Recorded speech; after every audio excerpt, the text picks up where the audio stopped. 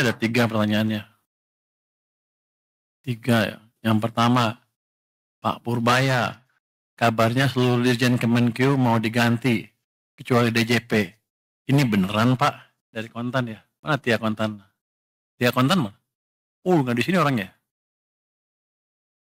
Dari Kontan mana? Tia Kontan? Mana? Kamu? Oh, kamu dekat dari mana? Hebat juga kamu, saya belum ngapa-ngapain, dia udah mutusin duluan. Dari Pak Sekjen ya? Tuh Pak Sekjen, kamu yang bocorin. Gua belum mikir apa-apa, udah kayak gitu. Jadi belum ada keputusan apa-apa Mbak. Itu apa? Itu gosip.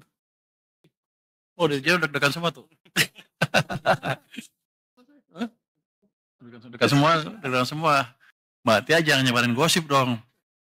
Enggak, belum ada tindakan apa, belum ada keputusan apa-apa. Seluruh dirjen akan diganti kecuali DJP. Sekjen nggak masuk. Berarti sekjen yang nulis nih. Lu yang nulis lu. Yang pertanyaan kedua untuk saya ya. Wacana pembentukan Badan Penerimaan Negara BPN masih ada di RKP evaluasi. Apakah pembentukan BPN akan dieksekusi tahun ini? Ini oleh Maulana Investor Trust. Mana orangnya? Ada Maulana? Oh itu. Kenapa nggak berani gini? Pengen nanya tapi nggak berani ini, nggak ngaku ya. Takut ya. Jadi kelihatannya sih sampai saat sekarang saya belum memikirkan apakah ada Badan Penerimaan Negara atau belum. Apalagi mengingat orang yang ngurus itu mau pindah bentar lagi.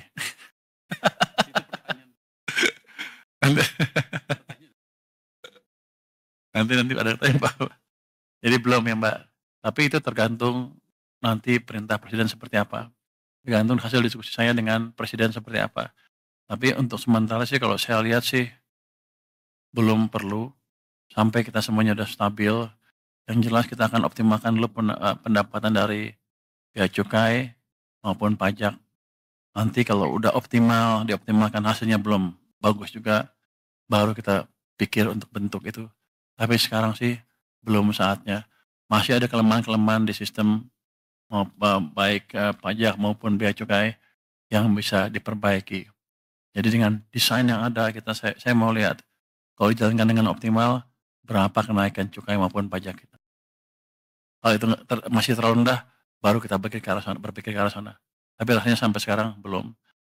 Yang ketiga, apa kebijakan quick win dari Pak Menkyu untuk memperbaiki performa penerimaan negara termasuk penerimaan pajak yang belakangan masih terkontraksi. Oh, yang pertama ya, penerimaan pajak terkontraksi karena ekonominya tumbuhnya lebih lambat dibanding perkiraan. Kalau di ruang keempat, Oktober, November, Desember masih kebur ya, dengan pemberian stimulus tadi. Ini siapa sih? Surya Bisnis Indonesia.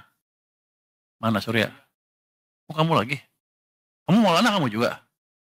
Sebelumnya. Jangan-jangan itu karena nama. Jadi, saya sih optimis ketika nanti impact dari kebijakan kita melonggarkan kondisi likuidasi sistem, itu harusnya Oktober, November, Desember akan tumbuh cepat ekonominya. Itu yang pertama, otomatis pajaknya juga akan lebih baik. Jadi saya naikin pendapatan bukan dengan menaikkan tarif, tapi mendorong aktivitas ekonomi supaya pajak saya lebih besar. Anda juga nggak kerasa bayarnya, kira-kira. Tapi kalau ekonominya tumbuh kenceng kan, Anda bayar pajaknya happy, ya kan? Itu yang kita kejar. Yang kedua, kita punya list 200 penunggak pajak besar. Itu yang sudah inkrah. Kita mau kejar yang eksekusi, itu tagihannya sekitar 50-60 triliun rupiah. Dalam waktu dekat, ini akan kita tagih, dan mereka nggak akan bisa lari.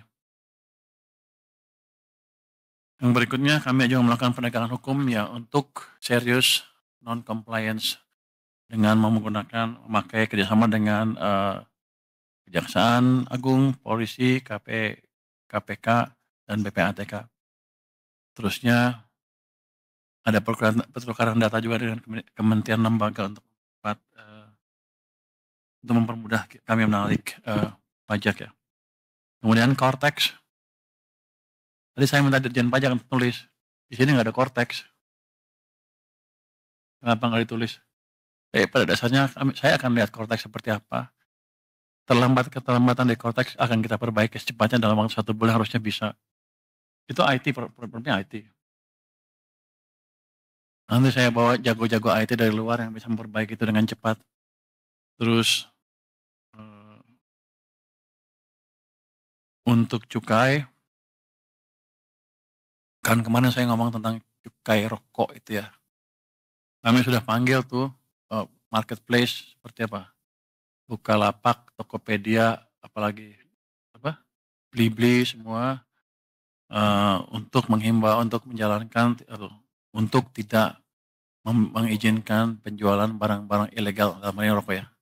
Nanti yang lain juga. Tadinya mintanya by 1 Oktober ya. Tapi saya bilang secepatnya aja. Terus nanti mulai ada, kan udah kedeteksi siapa-siapa yang jual. Kita akan mulai tangkepin. Jadi yang masih mau jual harus berhenti, jangan jual lagi. Itu saya harapkan bisa mengurangi konsumsi rokok ilegal.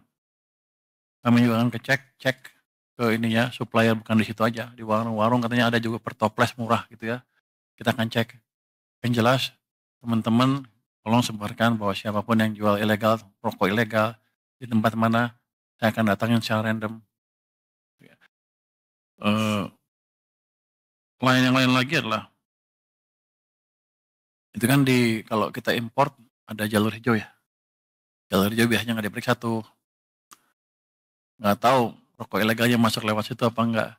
Tapi saya akan random cek.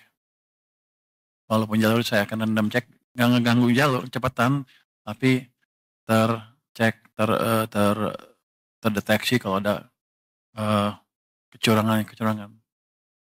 Mungkin ya dalam waktu dekat kita akan dapat banyak orang di situ tuh. Nanti yang terlibat kita akan sikat, termasuk kalau ada yang terlibat dari bea cukai maupun orang Departemen Keuangan. Tapi saya harapkan dengan itu nanti 3 bulan ke depan sudah hilang. Karena kan siklus impor kan 3 bulan kira-kira ya. Jadi kita harapkan semuanya mengikuti aturan yang ada dengan benar. Jangan coba-coba mengakai lagi aturan impor yang ada di sini. Itu mungkin short term